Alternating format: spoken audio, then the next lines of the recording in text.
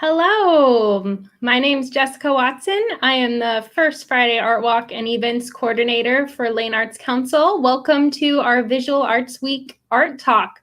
This one is our second one in the series, and it is about some of our really awesome Percent for Art projects that are happening in Eugene right now. So this talk is featuring Peter Goldlust, Melanie Germond, and Matt Burney from So Metal.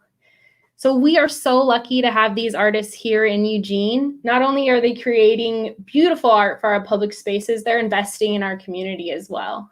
So let me give you a little bit of bio information before we welcome Pete and Melanie onto the stage to show some of the past they've worked on and then what they're doing right now as we speak. Melanie Germond and Pete Goldlust and their two sons relocated from Bisbee, Arizona to Eugene in 2016. They have been married since 1996 and have been working together on creative projects for over 30 years now. They have covered a wide variety of media, painted murals, concrete, metalwork, terrazzo, window glass treatments, graphic design, and sculptural installations with recycled plastics, textiles, and other materials. They've recently focused on public art projects and over the past 10 years have completed 25 plus public art commissions. They're currently finalizing the work on two projects for the city of Eugene, public artwork for the renovations at Campbell Community Center and Echo Hollow Pool. We are also so excited to have with us Matt Burney. Now, Matt Burney is the founder of the metal fabrication company So Metal, located in Springfield. So Metal specializes in creative metalwork ranging from architectural elements to sculptural fabrication. Matt is also a metal artist specializing in interactive sculpture and seating elements. He's interested in incorporating recycled metal and found objects into his art. His studio is set up to take on a wide variety of projects, but lately has been focusing on public art fabrication of his own projects, as well as mini projects for Pete and Melanie. So we're going to go ahead and introduce Pete and Melanie right now, and they're going to show you some of the projects they've worked on, as well as what's going on right now at Echo Hollow Pool and Campbell Community Center. So let me go grab them real quick. Here they are. Hi there. Hi, thanks for joining us. Thank you, Jessica, for having us on. We really appreciate it. I guess we're here to talk about how we ended up doing public art and give some background on how we got here and talk about the process of doing, especially the two projects that we're doing here in Eugene right now. So if there's, it'll get a little inside baseball on you if the nuts and bolts of this are of interest. I apologize, but that's what we got. So we thought we'd kind of share how the background of our pieces and then also like how we put together proposals for people who are interested in becoming a public artist, because we are really encouraging people if they want to get into this work. It's really fun and profitable way to be an artist. Yeah, we've been really excited to kind of, as we've shifted gears over the last few years into public art, that it's there's a lot of opportunities there, and unfortunately, I think a lot of artists are kept away, not so much from because of the art side of things, but because of like the administrative side of public art and all the little kind of hoops to be jumped. And those are things you can manage. There's ways to do it, and we're always encouraging people to give it a shot, because there's it's actually one of the few small areas of the art world where I feel like it's underpopulated. There really is room for new artists in the public art world, and there's more and more interesting things going on all the time. So Share. Here we go. Here we go. Before you get started, I just wanted to tell everybody, if you have comments, put them in the comments section. We will have time at the end to ask questions of Pete, Melanie, and Matt. So put them in the comments on Facebook or on YouTube. Okay. And okay. All right. So I'm going to go here and Okay, so I started out as a studio arts guy, mostly working really small scale. I was really into miniatures.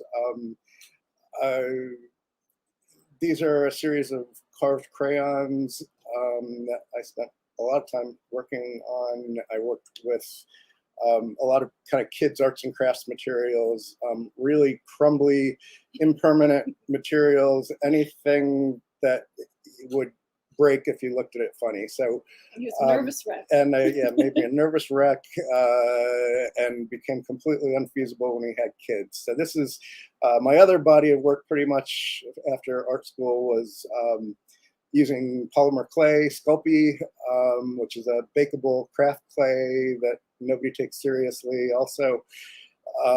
So I kind of wasn't a great candidate to move into the field of public art, but we'll kind of talk about how it actually ended up working for us as we go.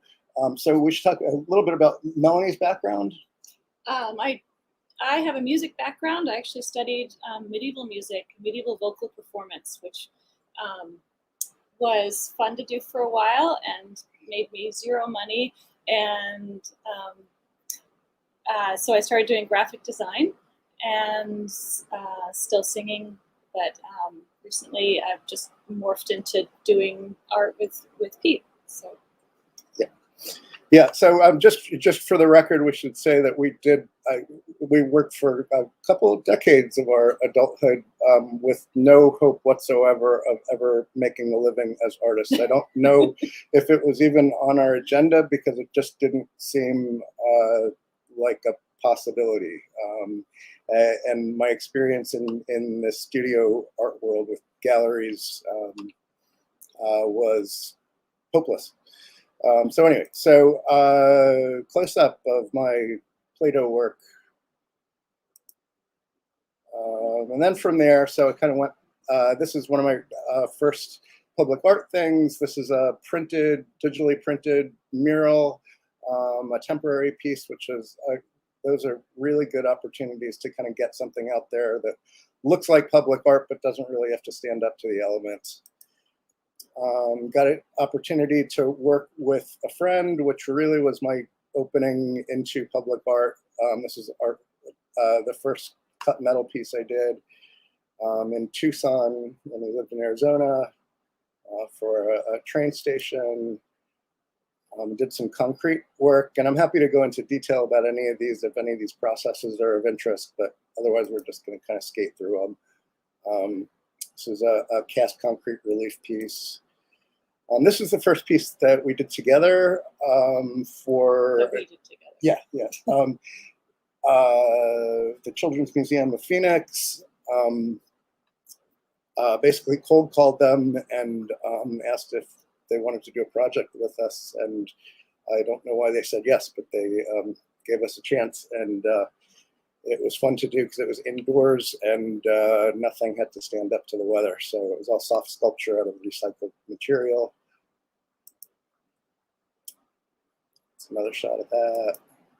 Anything like that about this one? I made some compositions, some sound compositions, these little pods that kids could go into. It was kind of like a sensory room where you could kind of go and zone out inside of one of those little pods and have some peaceful music in there. So we moved on from there. These are some other recycled materials. These are called poly jellies. We had a couple of commissions for these. These sort of spaceship jellyfish things made out of recycled plasticware. And then this is another cut metal. This is kind of getting into the sort of things that we're starting to do, that we've been doing now. This is a library in Glendale, Arizona. Close up that piece. This is cut stainless steel on a 4-ton background panel. This is what the other pieces as you walk in the door. We did the etched glass stuff and the floor piece. we right. mean that. Well, we mean me officially, No, but but we Melanie mean working. that you drew them, Right. and I helped with the finalizing the files. But often with the public art projects, we don't actually make any of the things. So Right. we didn't make the terrazzo Right. floor. Yes. I should mention that my technical ability is limited to crayons and Play-Doh. So this is why we have Matt here with us to do things.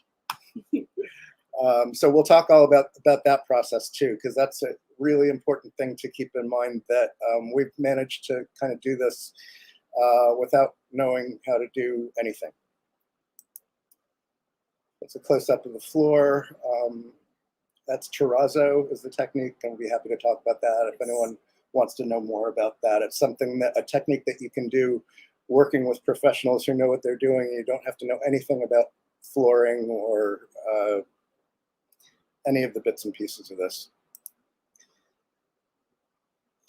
This is a mural that we did in Edmonds, Washington, and was this the first one we did together? Yep. Yeah.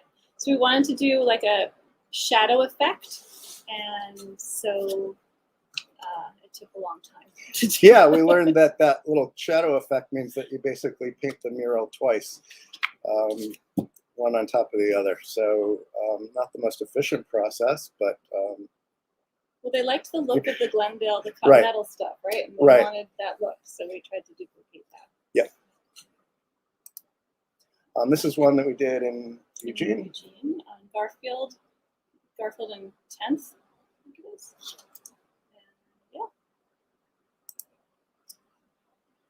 And we did this in Toledo. We were finalists for another mural project in Toledo, which we didn't get, but one of the people on the panel liked our work, and she worked for the hospital, ProMedica Hospital, so she hired us instead, and we got to do these great, they're mostly Pete's drawings, some of mine are in there too, and then these like color fields, and it's to thank the hospital workers.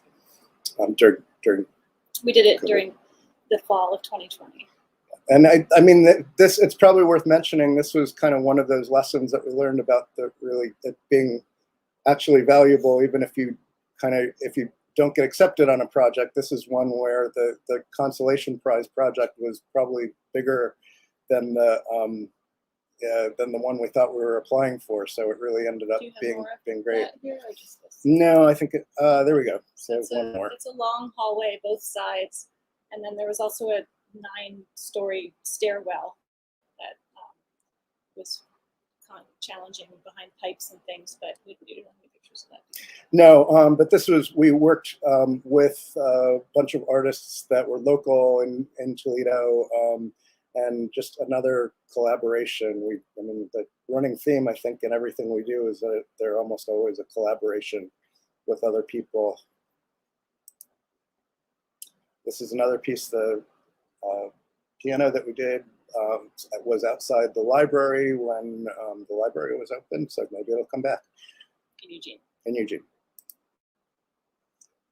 This is a kind of a start of taking those cartoon critters and turning them into sculpture. This is about as far as we're able to go on our own, sort of basically taking these different layers and screwing them together. So if you take a couple flat things and you glue them together, they turn into a three-dimensional thing. So we're aspiring to do this kind of thing. So these are some of the first designs that we did for some kinetic pieces with sort of whirligig elements. We'll be doing 3 of those that'll be installed that Matt and so Matt will have constructed for us for Campbell Community Center. So that's going in probably next week. And this is the kind of thing that we're hoping to do in the future. So this is a project for You are doing this in the future. I guess we are underway, but it'll be a while. Yeah, 3 or 4-year project in the making. Yeah. And Matt and Todd are going to be making these big sculptures up at the top are bent Well, Matt can tell you who's making them. Yeah. We don't know how they're making You them. wanted but to do them they're- out of tube, but we can't do them out of tube, so they're pieces of metal connected together.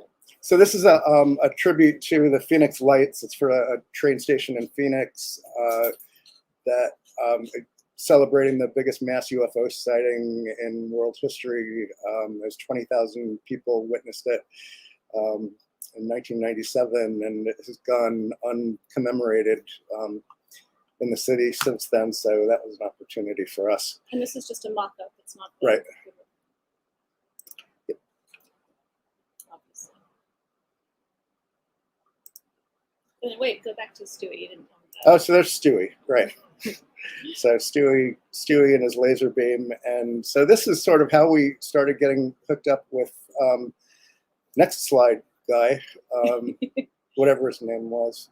So this is Matt Burney, who will show up in this conversation very soon, because Matt and his associate Todd Gardner and Matt's business So Metal have kind of made it possible for us to make things out of these cartoon drawings. You'll notice in both of these photos, quite different from the photos of us, they are making things with their hands and tools and durable materials. So this is really key to everything that we're doing right now, is working with these guys. And this is some of Matt's work, which I think Matt will talk more about as we go. I don't know if Matt wants to come cut in now, or what's the plan for bringing Matt in here? Hi, everyone. So tell us about the third dimension, Matt.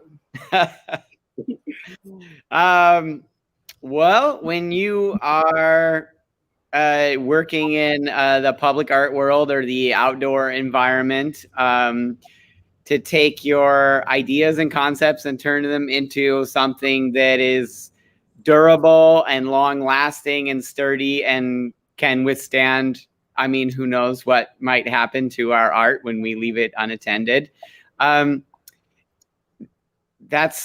where we come in. We have machinery and equipment and experience working with metal, and metal is a material that lends itself to the public art world. It works well for that, and I'm always exploring ways where I can take metal and make it into something where people are kind of surprised that it is metal.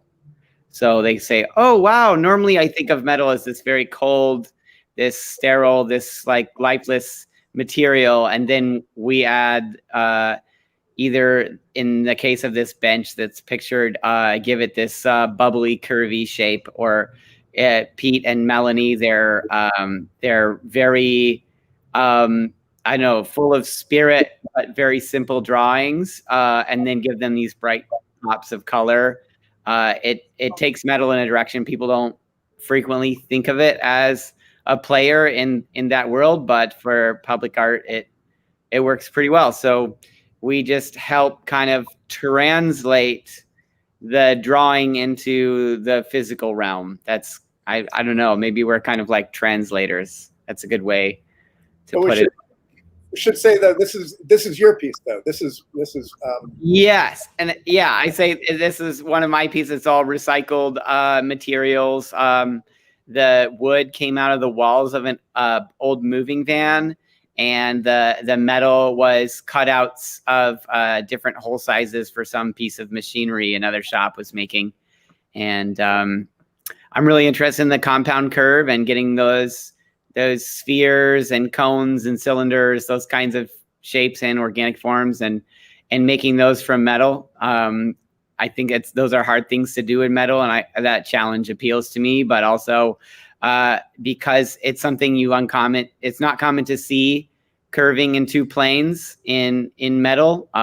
You think of like the old cars and their beautiful fenders and things like that, and how the kind of world has moved away from that because it's hard to make. But that's what's grabbed me with metal, is moving it back in that direction. And that's what I'm exploring personally. But creating Pete and Melanie's work has its own set of challenges, which are always really interesting. This is another sculptural piece. You can see a lot of rolled arcs of rods that then are formed into kind of almost like a Fabergé egg inspired shape, and that's a trellis. So that now lives in Palo Alto, California. We craned it over some lady's house in April. That was kind of exciting. There it is in its temporary home at the Mackenzie River Organic Farm in Vida with some beans growing on it and a little visitor to the upper level.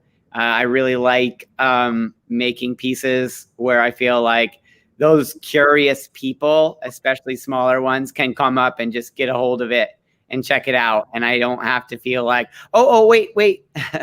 I just want them to like just get in there and try it out. And that can be really limiting with what you're doing and force a direction of creativity. But for me, that's what got me into metal, was like getting my hands on it and messing with it. So I know I want, my art to feel like somebody can maybe play a little rough with it and still probably be okay. And from that standpoint, I'm steering towards natural finishes and just letting the metal rust and letting the wood weather, because I know kids are going to carve their names into it and it's going to get scratched and it will get dirty. And I just kind of want it to look old and just, rather than neglected, I guess, look like more like a relic or something like that. So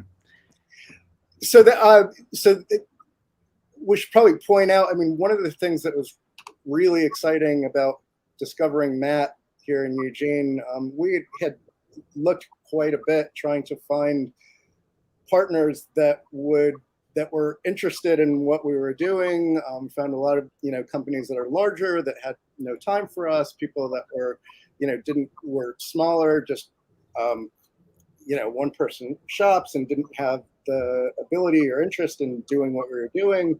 And Matt kind of brought both his fabricating background, his engineering background, and his background as an artist to what we're doing, which has just been amazing, because I think Melanie would agree, neither of us really think in 3 dimensions. And the idea of working with Matt, and he thinks in terms of these complex forms and shapes, and we're really looking forward, as we kind of move forward, to combining those two aesthetics. So that's been a really exciting thing about this partnership so far. So let's see. So like bringing us to one of our recent projects. This is one of the first things that we did with Matt and Todd. This is designed for a swimming pool in Redmond, Washington, that we recently installed. Just wanted to talk a little bit, show kind of how these things are built. We work with a company called Superius in Eugene, who also has been a great partner, have done our water jet cutting and laser cutting. And this is how we kind of take that design and disassemble it into pieces that will fit on a metal sheet. These are 8x5 sheets, and kind of break them up into puzzle pieces, have these sheets cut out, and then bring them back here and make them Matt's problem.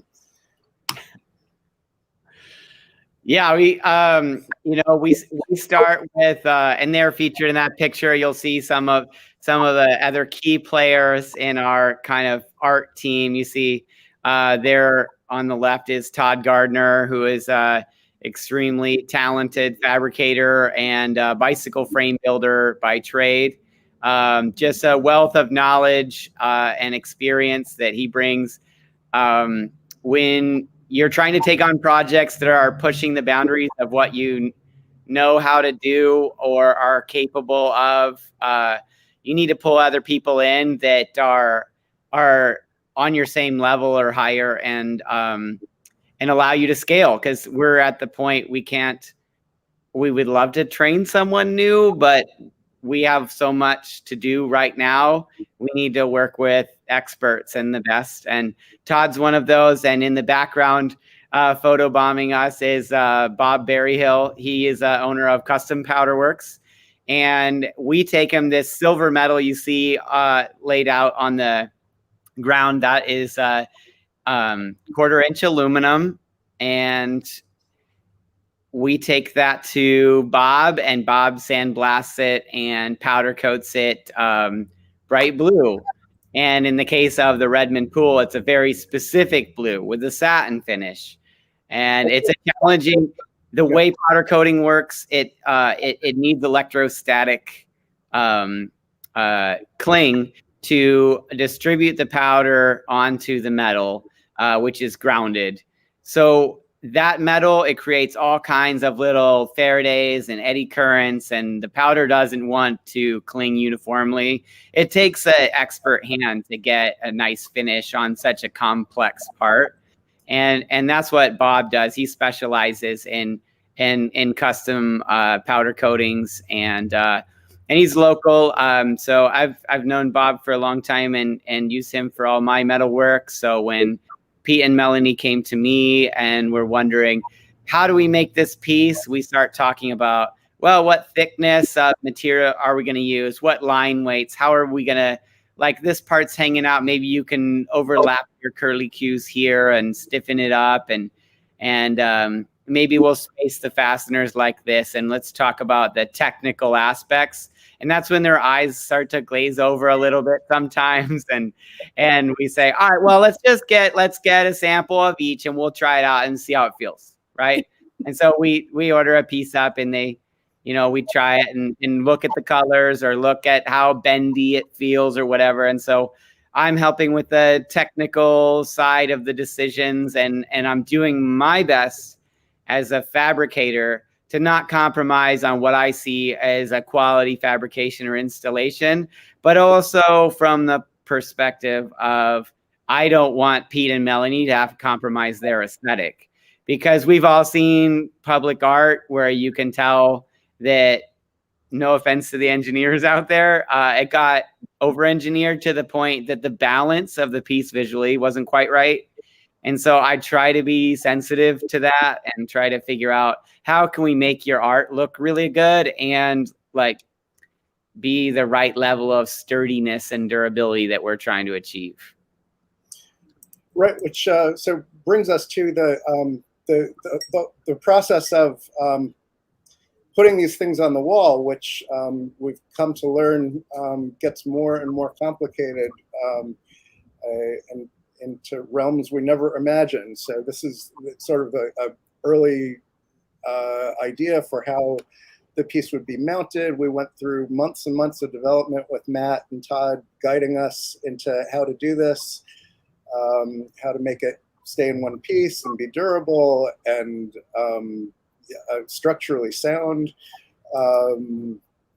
Came up with a beautiful plan for these mounting bars that we're going to put across the front of the pool. And that was because the client didn't want you to drill directly into so many holes in the brick. Right. So there was a lot of back and forth trying to balance what we want the artwork to look like with what will actually hold together and with what the client is comfortable with in terms of how you're treating their building.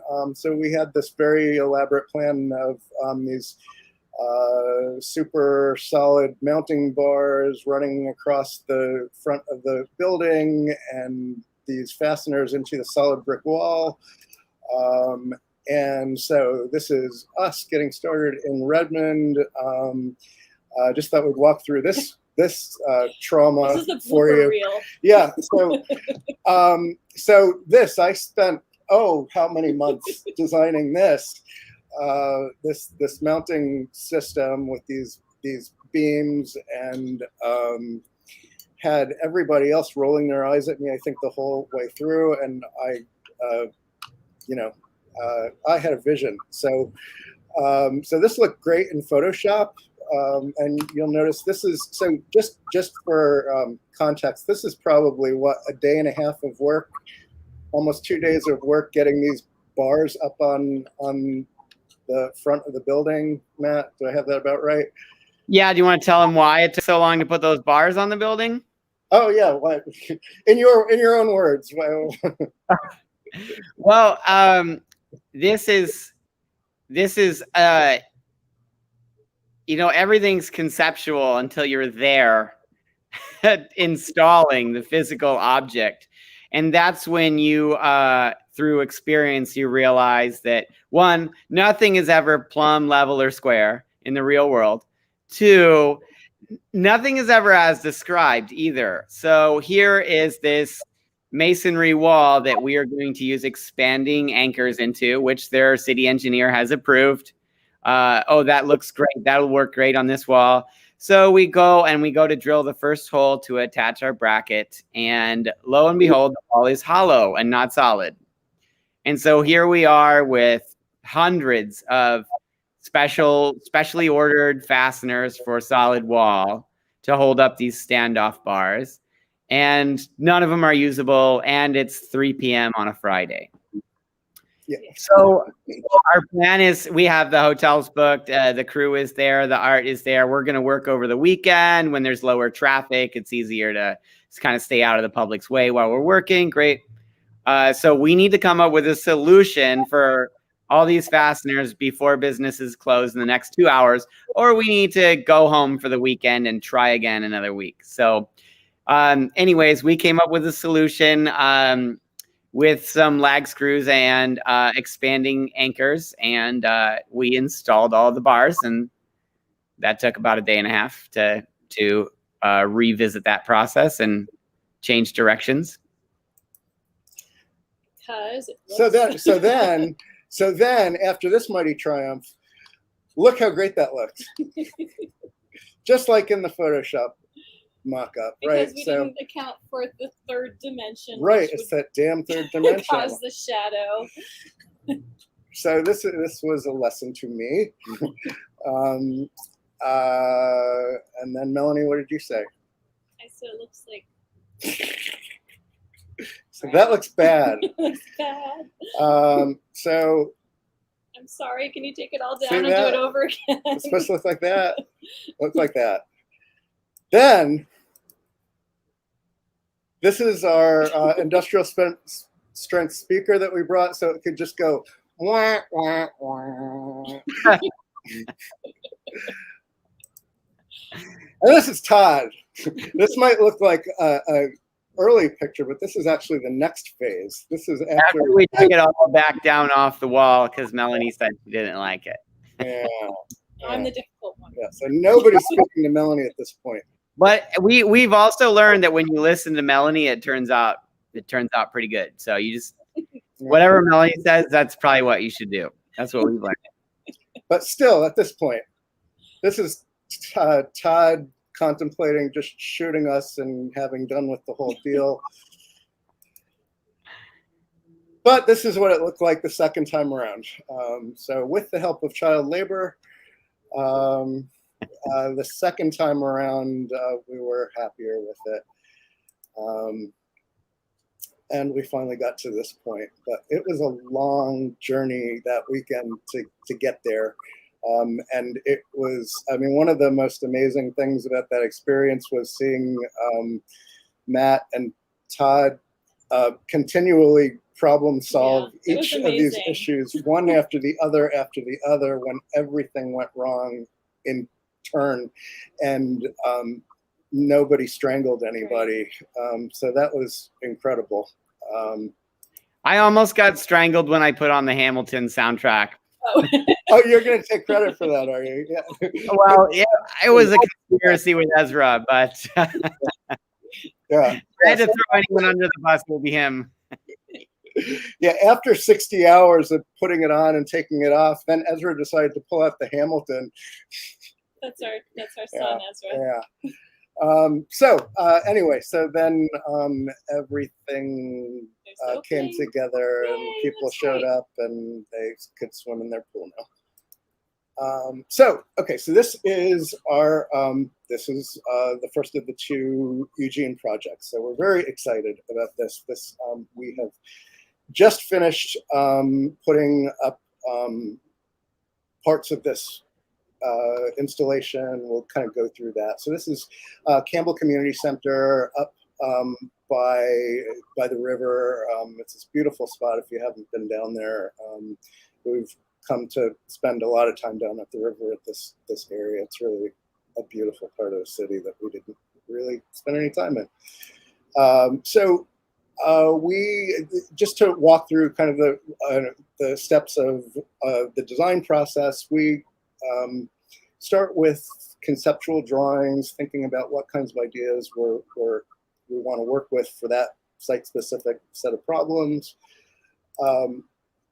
We're kind of looking at what, the brief that we're given by the site and the community there, and what they want to see reflected in the artwork.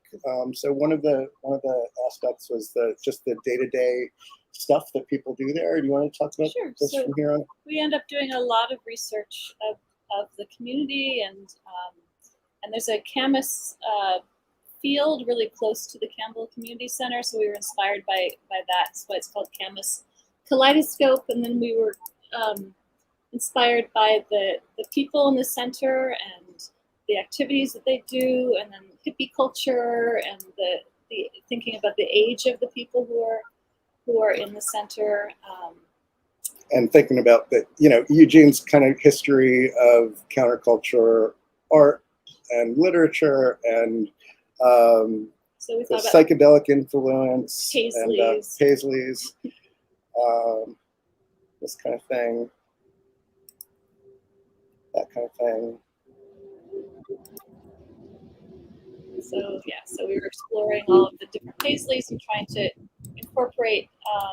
They wanted people, which is a new thing for us to do. So Recognizable people. So recognizable people, and knitting some images together.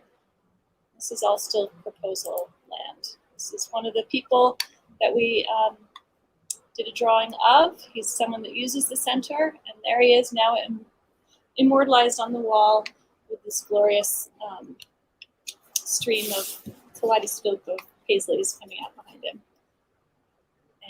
And here's the corner. So we have this building is a wood shop. Do you have one of the wood shop? That's right. So it's coming up after, but okay, well, I'll go back. All right, so kayaking, something that the people do, and we also embedded these cut metal pieces in the concrete. So we've got some kayakers there. we learned about how complicated it is to put cut metal pieces in the concrete. So there's, I don't think we have a shot of it, but there's a whole structure underneath of this kind of trellis structure that that Todd built underneath this to keep everything perfectly flat, so that the natural bend of the metal is kind of mitigated and it's flat enough that you can walk on it and not trip over it. And again, a whole process that we never dreamed was as involved as it is. They're putting up pieces on the wall. Our son Ben was helping. And there's the courtyard pieces. We've got some hula hoopers and some musicians there. It's kind of hard to see with the shadow. This is the wood shop, so there's a woman working with the machine, and the hose turns into this ornamental. That's Snow White of the wood shop. Yeah. So we had a lot of fun working with the imagery on this, and of course the purple. We're really happy to do purple for Eugene. So that's the Campbell Center, and then still to come are there's going to be 3 kinetic pieces that are being worked on right now, and those will be up probably next week, right, Matt? Yep. Yeah, we got some of the spinner elements fabricated today. We got some. Oh,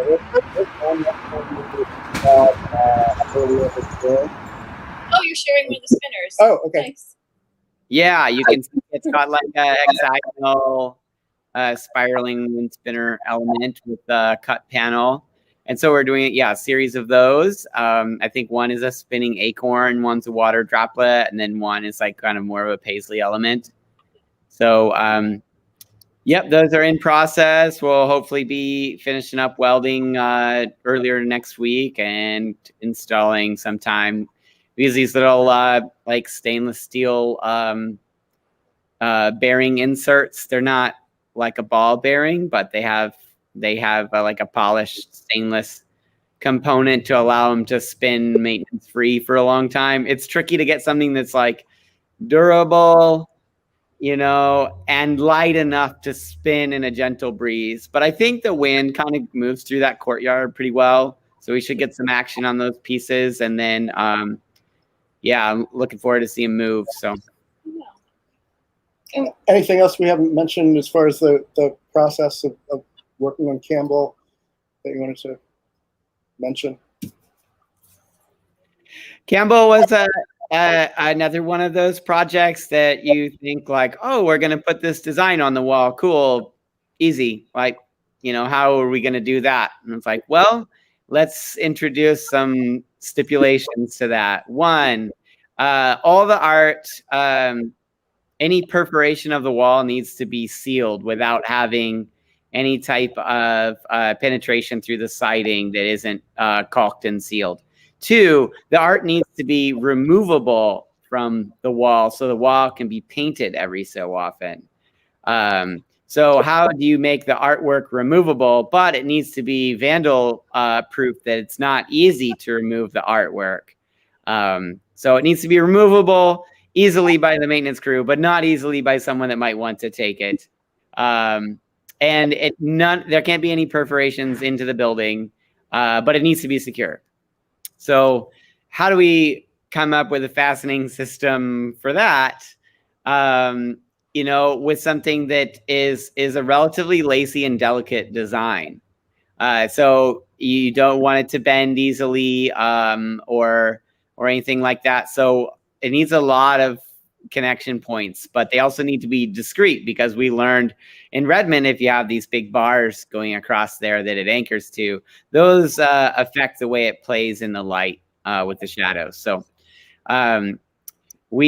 just exploring different fastener options. And this one we chose a fastener called a SAMI, which is used for threaded rod anchoring systems for typically like an electrician or a mechanical contractor would use that for running pipes in buildings.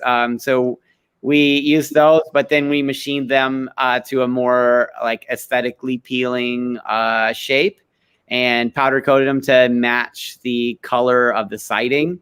And then we countersunk all the artwork after having it water jet cut, countersunk it to fit a special stainless steel security fastener that we then powder coated to match the art.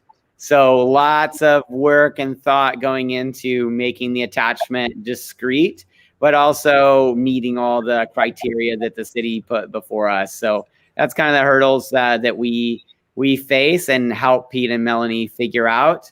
And then the real world application is like, all right, how are we going to get 800 holes in this artwork to line up perfectly so we can put these screws in and know that, we're not going to be scratching the paint or dinging it up while we're installing it. So coming up with the plans for all those and templates and all those things, that's kind of what we do.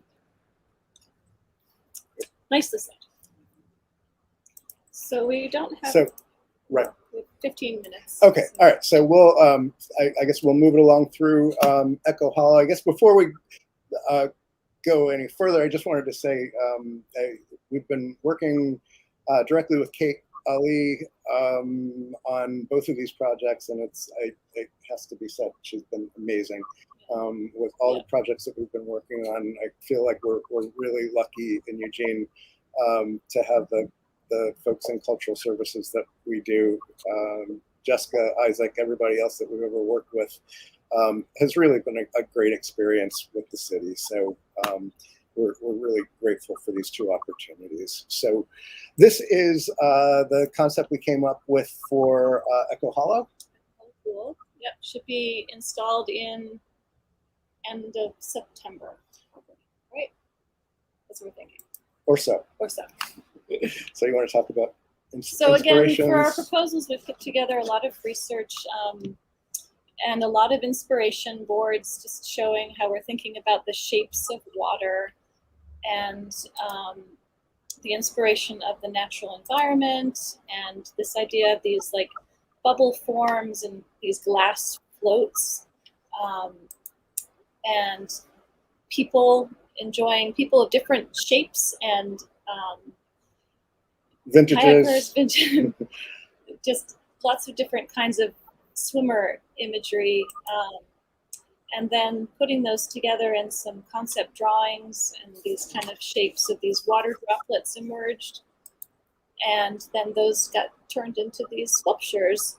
So this is actually our first like in the round sculpture, right? Yeah. Yep. It's not just Yep. flat things put together. This is So we're kind of proud of ourselves that we're starting to enter Matland, and these things are dimensional and don't just exist as like ink marks on a page. So so that's a first for us. these are 3 little droplet benches, and then each of these hollows has these glass floats that are hand blown by a glass artist in town named Jeff Ballard, and he made these beautiful. Where are they? Okay, don't Maybe know where they are. Oh, we have problems with that file. That's a problem. Okay, Oh, but so this is we're doing mixed up. wherever you want to go. But yeah, so seeing these things kind of turn into 3-dimensional pieces has been really exciting. Working with glass, something that's going to be reflective and have some color outside, which is always a challenge in public art, is having durable color that's not going to fade. So Jeff made these pieces with us, and again, you know, we're really relying on collaborations with other artists and artisans that know how to do things that we don't know how to do, and that's really been the key to us kind of broadening what we do art-wise, and it's one of the fun parts for us. So great working with Jeff. So again, some more of the concept drawings. Again, combining the different influences, that sort of vintagey swimwear and the swirly shapes of water. And these are some of the final drawings for the wall pieces that we're going to be doing there. So that's what that will look like at the entryway as you walk into the locker room area. And then we're hoping to also work to add on these additional relief pieces outside by the kids' pool. So we have another project from Yeah. Corvallis. So We'll sort of blow through this so Sure. there's time for We were some. just really excited to work with glass, and then we tried doing a stained glass piece in Corvallis. This is another one that we just completed with Matt and Todd. This is relief aluminum, cut aluminum on the walls with these corbels with stained glass. And this is the Corvallis Community Center.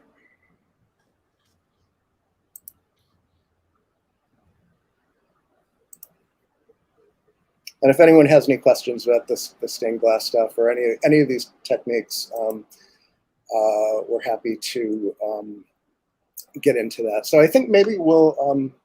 So I guess this is the next part of the progression, and this is we wanted to end up. This is a project that Melanie has kind of. This is the first one I think is majority Melanie. I put right? my name first. Oh, there you go. Right. So I did Alphabetical, right? Right. Yeah, makes sense. Makes sense. This is the same hospital that we did the mural in Toledo, and they had a dialysis clinic that they wanted us to do something for. So it's in the works. It's not final yeah, it's yet, not finalized but yet. we're hoping to do this project. So this is our latest development, and again, working with more kind of dimensional and abstracted forms. And this is glass. You didn't include any of the. This is like blown glass into a wire form or a caged structure. And we're not exactly sure how we're going to do it yet, but we know that there's lots of talented blown glass people, especially Jeff. We haven't talked to him yet about it yet. But Jeff doesn't know. But yeah, I'm sure Matt will think of something. That they do this, and we come up with the ideas, and then we're like, now we figure out how to make it. So that's what we're looking forward to doing this in the future, maybe. Right. Are we gonna do one of these in glass? The Viking pickle? Yeah, we should do stained glass Viking pickles. So I guess that's really all we have. So if there's questions, if there's any part of this that anyone wants to go back to, if anyone's there, we have no idea if anyone's people there. have been making Oh, there's people there. Look at that. Any questions? It doesn't look like we have questions quite yet, but there is a lot of love going on in the comments, so make sure y'all check that out. Matt, I'm going to pull up this instrument. Oh, yeah. Yeah, right.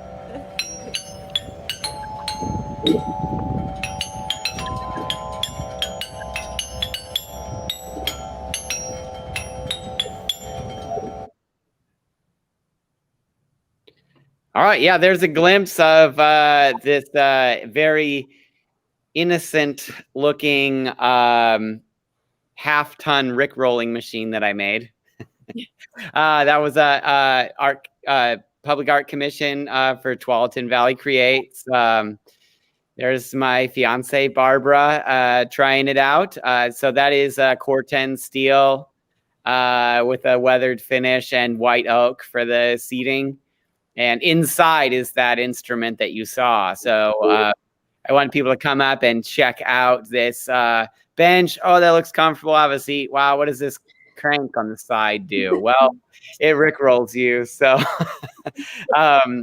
yeah, I wasn't sure if maybe using that much humor in my art was wise. Maybe that would just shoot myself in the foot career-wise. But I am a playful person with a sense of humor, and I just wanted to make sure that it had a good sound. That's where I dove deep in it. I was like, I wanted to be very robust. I use tractor gearboxes for the mechanism and all stainless steel shafting and heavy duty everything. I just wanted to last and have a kind of pleasant sound. So the sound comes out like right behind your ears. That upper kind of bar area is where the sound grate is. So yeah, I hope it gives a lot of people joy and some laughs playing that song when they turn the handle. And that is entirely your design, that whole mechanism. Yeah, the mechanism, everything. I would love to put more of my aesthetic into the bench itself, but I didn't want to overshoot the commission. So I was like, let's just focus on making it work. And then we'll do a steel box and not go all rivets and crazy curves and everything.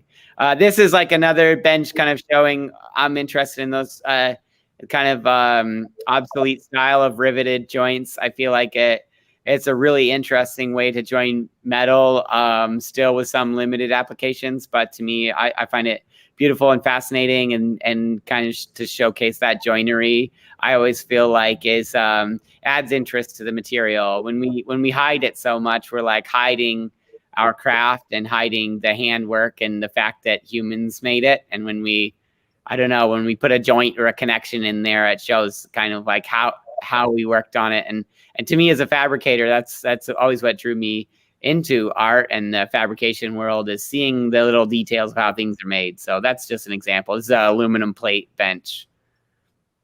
This upcoming project, this we're about to start working on in the midst of all these other projects, is a collaboration with Joe Moras of Archive Designs, another Eugene artist. And this is all steel plate. It is a riveted steel plate knight from the game of chess with a bench around the base, about 15 feet tall. We're guessing it'll weigh about 8,000 pounds. It's got pretty exciting project. So we'll shape all that steel plate and rivet it together. So that's kind of that's the direction of my aesthetic, is that rust and crust and rivets and big shapes. So that's the latest project. Here's Joe. Some of you may be familiar with him. I think he's doing a big project for the Eugene Ballet right now, a full steampunk set for them. Should be pretty amazing. Fantastic designer. Here we are down in Grants Pass collecting scrap metal for the project at hand. So we love to use recycled when we can to add the visual character and also kind of trace the path of the elements of our art. Just say, oh, well, this actually used to be a signpost for an old gas station, and this was in the Civic Stadium structure fire. And it's fun to have each little piece be something you can recognize. So I like to incorporate that. So recent scrap run. So yeah, well, any last questions from the audience, or any last words from y'all that you forgot to mention earlier? That's all I got. That's all we got. It was great doing this. Thank you so much. Well, thank you, the three of you, for joining us for this art talk. I'm sure everybody learned so much about the public art process, and that public art never goes as you plan. So you need to be flexible to get anything done, right? That's probably the main takeaway that I've learned through my public art experiences. Sorry, if anyone has any questions or wants to know more about public art or how to get into it, we're definitely open to helping people through that process. So we like spreading the word. And I should be pointed out that the things that the city of Eugene is doing to kind of open the doors to allow people to get their first public art projects. There's some great things that you guys are doing to kind of allow people a way in. Yeah, there's also work being done on the farmers market percent for art projects. So stay tuned for more information on that. And go to Echo Hollow Pool at the beginning of October, and it will be all installed. Yeah. And then very soon, I think you're coming to the end of the Campbell installation soon. Yeah, next week. Yep. Yeah, we're getting real close over here. So looking forward to showing it off. Yay. Great. And thank you, everyone, for joining us. We do have one more art talk coming up in this series for Visual Arts Week. It is tomorrow, Thursday at 5:30 p.m. on Facebook Live, streaming on YouTube, and it's a conversation on culture raising, which is about the awesome project that is happening or has been installed already along the riverfront. It's not open yet, but you'll get a sneak peek about what's all that about and who are the artists that were responsible for that really amazing piece. So I hope you'll join us then. And thank you again, Pete, Melanie, and Matt. Thanks for having us. All right. Bye. Bye.